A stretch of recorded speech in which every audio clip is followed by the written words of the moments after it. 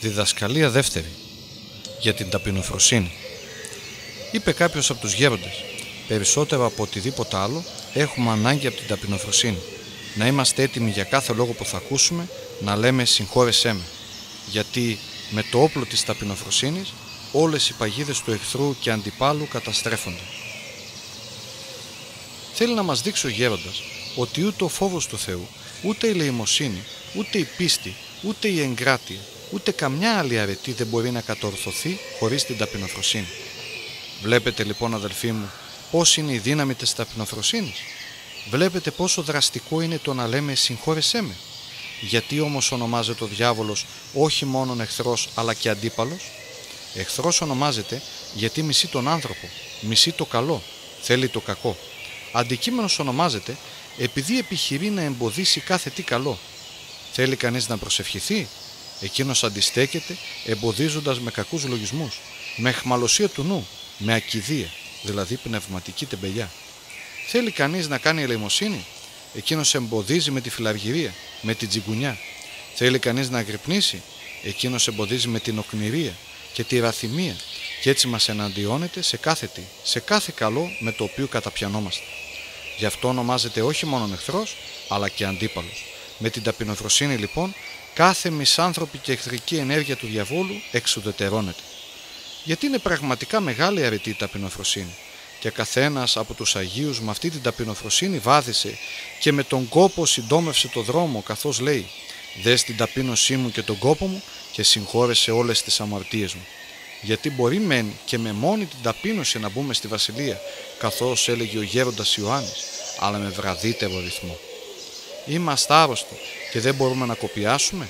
Μήπως όμως δεν μπορούμε και να ταπεινωθούμε? Μακάριος είναι, αδελφοί μου, εκείνος που έχει ταπείνωση, γιατί η ταπείνωση είναι μεγάλη αρετή. Πετυχημένα δε ο Άγιος εκείνος χαρακτήρισε αυτόν που έχει αληθινή ταπείνωση λέγοντας: η ταπείνωση κάνει τον άνθρωπο να μην οργίζεται, ούτε να εξοργίζει κανέναν.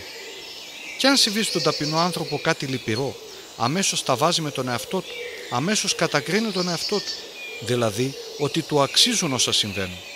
Δεν ανέχεται να κατακρίνει κανέναν, δεν ανέχεται να φορτώσει σε άλλον την αιτία και έτσι το ξεπερνάει χωρίς να ταραχτεί, χωρίς να θλιβεί και αναπαύεται τέλεια.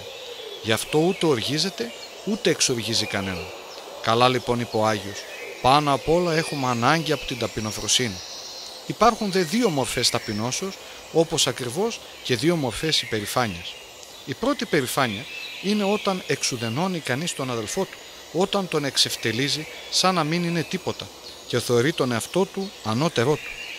Αν αυτός που θα πέσει σε αυτή την υπερηφάνεια δεν φροντίσει γρήγορα με την κατάλληλη προσοχή και επιμέλεια να διορθωθεί, σιγά σιγά φτάνει στη δεύτερη υπερηφάνεια, ώστε καταντάει να υπερηφανεύεται και απέναντι στον ίδιο το Θεό και να πιστεύει πως οτιδήποτε κατορθώνει οφείλεται στις δυνάμεις του και όχι στο Θεό.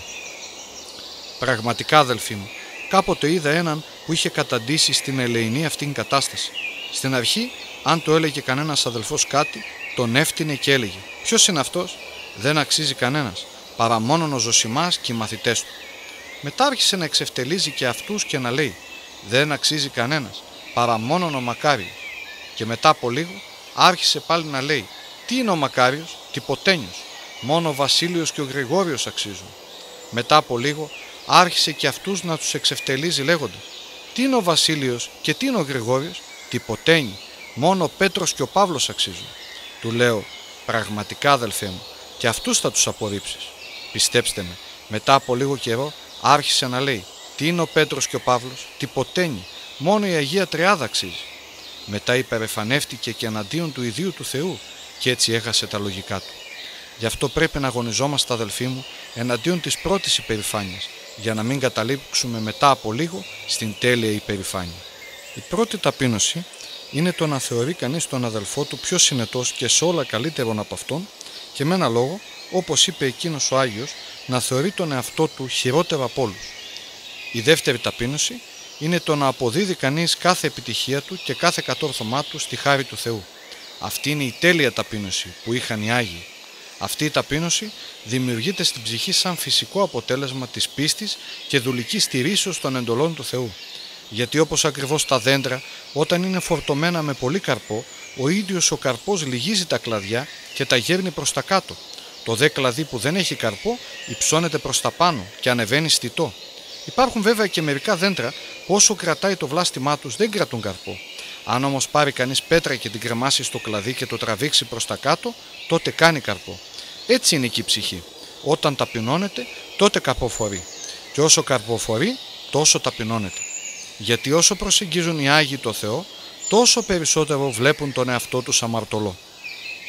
Θυμάμαι ότι κάποτε μιλούσαμε για την ταπείνωση και κάποιος άρχοντας από τη Γάζα, ακούγοντάς μας να λέμε ότι όσο πλησιάζει κανείς το Θεό, τόσο πιο αμαρτωλό βλέπει τον εαυτό του, παραξενευόταν και έλεγε «Πώς συμβαίνει αυτό?»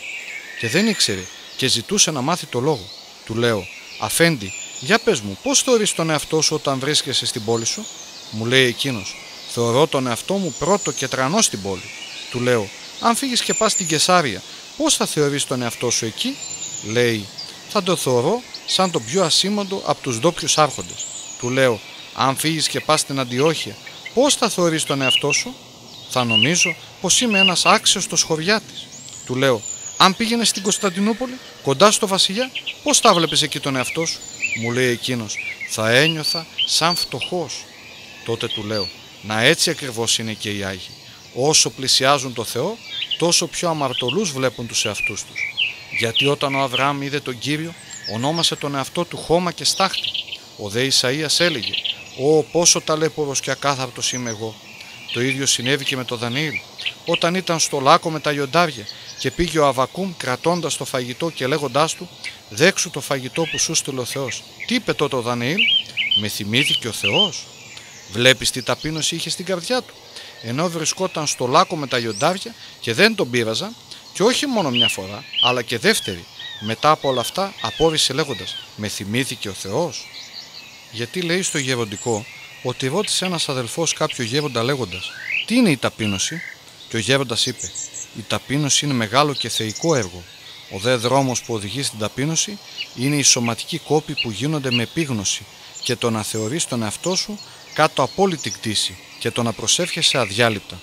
Αυτός είναι ο δρόμος που φέρνει στην ταπείνωση. Η φύση όμως της ταπεινώσεως είναι θεϊκή και ακατάληπτη. Γιατί λοιπόν λέει ότι οι σωματικοί κόποι φέρνουν την ταπεινοφροσύνη?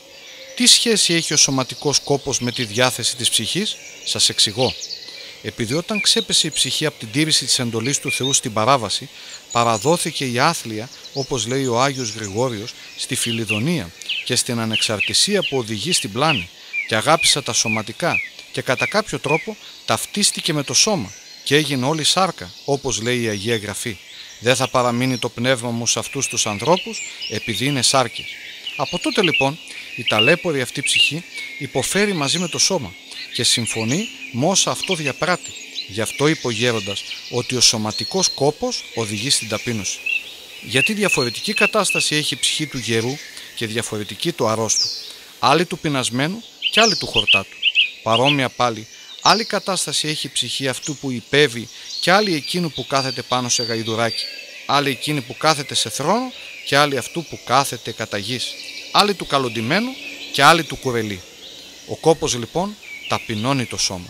Και όταν ταπεινώνεται το σώμα, ταπεινώνεται μαζί του και η ψυχή. Ώστε καλά είπε ότι ο σωματικός κόπος οδηγεί στην ταπείνωση.